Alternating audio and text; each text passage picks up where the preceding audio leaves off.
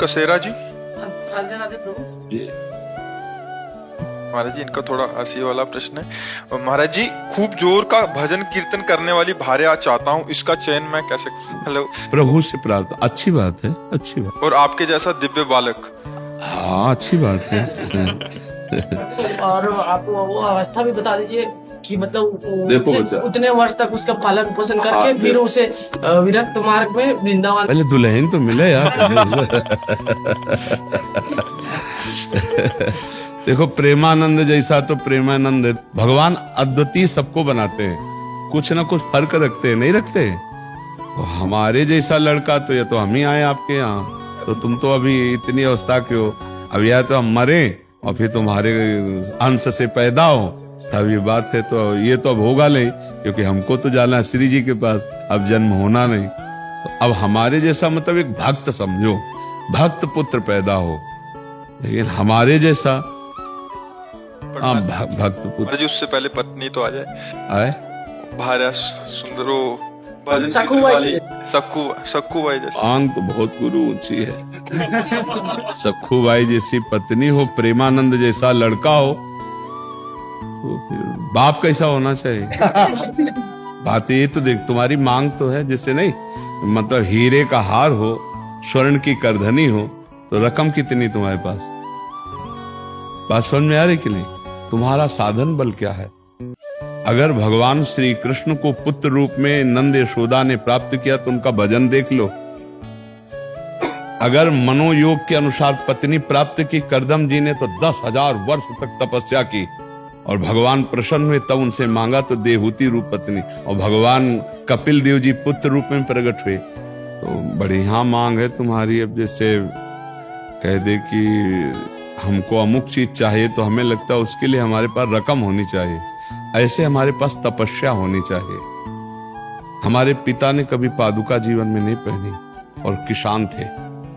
गुरु की पादुका झोली पे, गीता जी, रामायण, गंगाजल, ये साथ 10 बजे 11 बजे तक बैल की तरह मेहनत करते, हल जोतते नंगे पैर, और फिर स्नान करके गुरु की पादुका का चरणामृत पीते, गीता और रामायण का पाठ करते, और खड़े होकर आसपास देखते कोई संत महात्मा दिखाई दे जाए, तब फिर जो भोजन आया रूखा सूखा उसे पाते, और हर समय नाम जप करते हुए।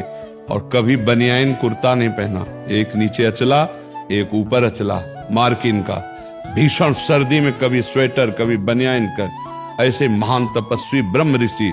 1 रुपया कभी बेईमानी का नहीं आ सकता, एक भी कोई अधर्माचरण घर गृहस्थी में नहीं कर सकता, मोहल्ले में प्याज लहसुन नहीं आ सकता। मतलब ऐसे पांडित्य, ऐसे भागवतिक भाव। और शाम के जब पूरा परिवार बैठता, तब भागवत की चर्चा होती, सब भागवत सुनते, अपनी अपनी सैया में जाओ, 4 बजे फिर उठ के फिर शुरू भगवत कीर्तन, भगवान नाम, शंखत ध्वनि, आरती, पूजा।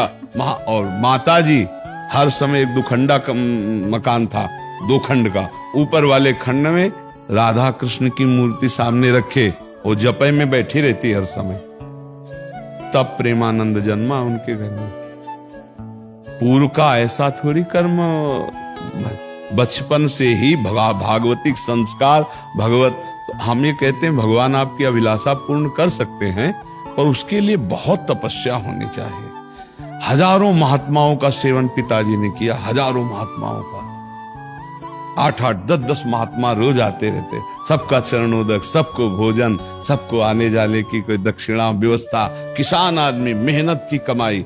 तो उसका प्रभाव पड़ा कि हम कई लोग भगवान के मार्ग में हैं, कई, और सब ईमानदारी से तपस्या भजन करने वाले। संसार का ऐसा नहीं, साहब नियम संयम से केवल अपने अपने भजन मार्ग में लगने वाले। तो असंभव नहीं है, जब भगवान मिल सकते हैं तो फिर सब कुछ हो सकता है, पर उसके लिए बच्चा बहुत तपस्या चाहिए।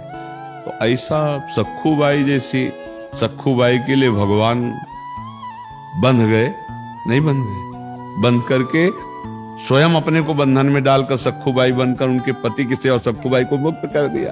भगवान मुक्त बंधन में बंध गए और भक्त बंधा उसको मुक्त कर दिया। हमें लगता है तुम बच्चा थोड़ा सा ऐसी भावना करो कि भगवान कृपा करे, हमारे अनुकूल पत्नी दे दे, कोई भगवत भक्त पुत्र मिल जाए, ये बढ़िया है, ऐसा भाव करो। और हमारे अंदर सामर्थ्य नहीं तो फिर आशा मात्र से तो नहीं मिल जाएंगे। नहीं, एक आशा करो, आपको बाजार में जाके तो वहां आपको पैसा चाहिए। ऐसे ही संसार में सच्ची मानना, बिना भजन और पुण्य के बिना कुछ नहीं मिलने वाला। जैसे जो लोग पाप कर्म कर रहे हैं, छीना झपटी कर रहे हैं और खूब धन एकत्रित कर रहे हैं, तो उनका पुण्य नष्ट हो रहा है। और जिस दिन पुण्य नष्ट हो गया तो सब एकत्रित किया भस्म हो जाएगा, देख लेना, सब नष्ट हो जाएगा पुण्य के कारण से। तो पुण्य का सारा खेल है। तो हमें लगता है खूब नाम जप करो। नाम जप करते हो? हाँ, खूब नाम जप करो। और भगवान से, यार हमें लगता है दुल्हन मांगने की जगह भगवान को ना मांग ले यार, फिर मतलब घुमा के जाने से अच्छा है भगवान को मांग ले कि आप ही मिल जाओ। तो भगवान को हमें लगता है सीधे उन्हीं से मांग करनी चाहिए और उन्हीं से कहे कि आपको पता है कौन भक्त कैसा है, आप आ जाओ हमारे भावना की पूर्ति के लिए। भगवान बड़े कृपालु हैं। देखो देवकी वसुदेव जी के यहाँ, दशरथ कौशल्या जी के यहाँ भगवान ही तो पुत्र रूप में। उन्होंने कहा आप जैसा पुत्र मिले, तो उन्होंने कहा हमारे जैसा तो हम ही हैं। भगवान सबको अद्वितीय बनाते हैं। भगवान की हम संतान है, कुछ न कुछ फर्क मिलेगा, दिमागी फर्क, रूप में फर्क, चाल में फर्क, सोच में कुछ न अद्वितीय मिलेगा। सबको अद्वितीय मिलेगा नहीं, एक जैसा नहीं मिलेगा। कुछ एक जैसे मिलेंगे, कुछ वस्तु है लेकिन कुछ भेद होगा, क्योंकि भगवान अद्वितीय है तो उनकी रचना भी बड़ी अद्वितीय है। कुछ न कुछ फर्क रहेगा, सब एक जैसे नहीं, उनमें स्वभाव में अंतर होगा, उनकी चेष्टा में अंतर होगा। पर बहुत जोर का भाई प्रश्न रहा। अब याद रखेंगे कि सखू बाई जैसी पत्नी मिले और प्रेमानंद जैसा पुत्र मिले, पर पिता कैसा होना चाहिए इसमें? तीनों चीजें तुमने माता और पुत्र की बात की, पिता कैसे होना चाहिए? राधा नाम जप करो, राधा नाम जप करो, डट के जप करो, डट के जप करो। कोई बात दुर्लभ नहीं, लेकिन मतलब अभी संसार में ये हो गया है प्रभु जी की मतलब एक माँ जो है मतलब कि 4 बच्चों का पोषण कर सकती है, लेकिन 4 बच्चे मिलके एक माँ को पोषण नहीं कर सकते। इसलिए हम चाहते हैं कि थोड़ी भक्ता मिले, बस, और कोई डिमांड नहीं। थोड़ी भक्ता मिले ये तो चल जाता। आपने बहुत ऊंची बात कह दी ना। भावना करे तो थोड़ा सम्माननीय भावना करे। क्या भगवान मैं जैसा नीच अदम हूं, मेरे अनुसार कोई, मेरे मनोयोग के अनुसार पत्नी मिल जाए, और भगवान कोई ऐसा राष्ट्र भक्त, भगवत भक्त पुत्र के संयोग प्राप्त हो, तब तो बढ़िया बात। आपने बहुत हाई क्वालिटी की बात मांग कर तो चाह बहुत ऊंची कर दी, और माल पानी है नहीं आपके पास। तो ऐसा नहीं कि एक से एक तपस्विनी, एक से एक जितेंद्री साध्वी है। भगवान कृपा करे तो ऐसा भी संग मिल सकता है, पर बहुत सावधान होकर पहले खुद को तैयार करो ना। अच्छी आशा रखो, नाम जप करो, थोड़ा दंड बैठक मारो। करते हो कुछ व्यायाम? महाराज जी जब से सुना मतलब अभी फिलहाल 10-15 दिन से, तो मतलब कि सुबह 4 बजे उठता हूँ, उसके बाद आसन में तांबे के पात्र में रखे, आज ऐसा बताया गया है। हाँ, थोड़ा व्यायाम करते हो? अब शुरू किया? व्यायाम शुरू किया, 10-15 मिनट करता हूँ पहले। अच्छा, अगर बताओ दुल्हन ना मिले तो क्या करोगे फिर? तो फिर बाबा जी बनेंगे। अगर मांस मछली भी खाएगी तो नहीं करेंगे के साथ। मांस मछली भी खाएगी, लहसुन प्याज भी खाएगी। वैसे आजकल जो दुल्हन को मांग रहे हो, भगवान ब्रह्मा जी कोई नई रचना करे हो तो हमें नहीं लगता लई तो बहुत कठिन लई। आजकल के भगवान कृपा करे, आजकल की बच्चियां बहुत और बच्चे भी बहुत ऐसे रजोगुणी, तुम्हारे जैसे सात्विक बच्चे तो बहुत कम मिलते हैं ना। तो भगवान से प्रार्थना करो, भजन करो, और अगर ब्याह ना हो तो बढ़िया बात सोचे हो, फिर भगवान के मार्ग में स्वयं चल दे, स्वयं प्रेमानंद बन जाए, प्रेमानंद में मगन हो जाए। इच्छा भी नहीं है ब्याह करने की, माता की थोड़ी चाह है, इसलिए तो इच्छा नहीं है इसकी। माता पिता चाह रहे हैं कि नहीं, माता चाह रहे हैं, पिता का ध्यान। पिता का शरीर पूरा होगा। कै भाई हो? तो बड़ा कौन है? बड़े हैं, उनका ब्याह हो गया है? हाँ तो ठीक है, तुम आप इंतजार करो, सखू बाई जैसी कोई देवी मिले, और ना मिले तो फिर भजन के मार्ग में निकल पड़ना।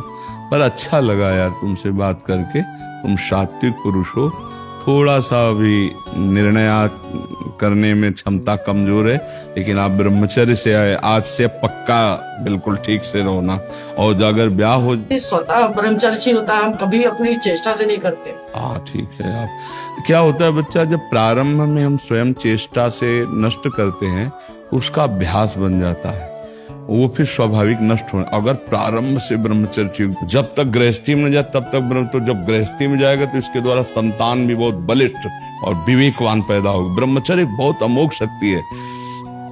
ये समझो कि अगर आप 2 वर्ष ब्रह्मचर्य रहो, नाम जप करो और फिर संतान की भावना और संतान उत्पत्ति करने की क्रिया के पहले भगवान को प्रणाम, समस्त देवताओं को प्रणाम और शास्त्रीय पद्धति, अमुक तिथि, अमुक समय, अमुक ऐसा, और फिर संयोग किया जाए तो वो जो पुत्र हो, 2 वर्ष मात्र ब्रह्मचर्य। फिर यहाँ तो गर्भस्थ शिशु हो जाने पर भी ब्रह्मचर्य नहीं रहते, तो इसीलिए वो आचरणविहीन संतानें होती। इसका बड़ा प्रयोग का जो शास्त्रीय पद्धतियां हैं, इनका बड़ा बल है। जिस समय भगवान कश्यप जी ने ब्रह्मचर्य धारण करके और विनता और कद्रुप है, तो विनता से गरुण भगवान पैदा हुए, अरुण भगवान पैदा हुए, 2 पुत्र, जो अरुण जी सूर्य के सारथी और गरुण जी हरि के वाहन, और कद्रु से भगवान शेष जी पैदा हुए, वासुकी जी पैदा हुए। ये देखो ब्रह्मचर्य का चमत्कार। वो ऐसे नहीं, जब संतान प्रकट करते थे तो बहुत वर्ष ब्रह्मचर्य रह के तप करके तब फिर संतान प्रकट करते थे। अब जैसे गंदे आचरण, गंदा पेय पदार्थ पे गंदी भावनाएं, तो वैसे संतानें होती। अगर वास्तविक अपने जीवन में अपनी संतान की उन्नति चाहे तो कुछ समय तक ब्रह्मचर्य रह करके तब ऐसा, और जब गर्भ में बालक आ जाए, ये पता चल जाए गर्भ, तो कभी संयोग ना करे, फिर भगवान नाम कीर्तन, खान पान साथ, तो उस बालक में, गर्भस्थ शिशु में भक्ति के परमाणु आ जाएंगे, और वो चाहे राष्ट्र भक्त बने, चाहे भगवत भक्त बने, वो नाम रोशन करेगा। अब आजकल वासनाओं से सब खेल हो रहे हैं, तो इसीलिए संतानों में वो ओज, तेज, वो संयम नहीं पाया जाता। ब्रह्मचर्य बहुत बड़ी तपस्या है, बहुत बड़ा जीवन है, जिसको लोग समझ नहीं रहे। छोटे छोटे बच्चे ब्रह्मचर्य की हानि कर रहे हैं। ब्रह्मचर्य को बहुत संभालना चाहिए। मोबाइल से के दोषों से बचना चाहिए, गंदे दोष करेंगे तो उससे हानि हो जाती है। ठीक है बच्चा, नाम जप करो, थोड़ा दंड बैठक मारो और अपने अच्छे भाव से रहो, और इंतजार करो जब ऐसा कोई संयोग बन जाए। 26 के हो, कई साल इंतजार करोगे? 36 तक। 36 तक देख लो भाई, अगर जिंदा रहे तो 36 के बाद फिर मिल लेना। ले आप ठीक है, आगे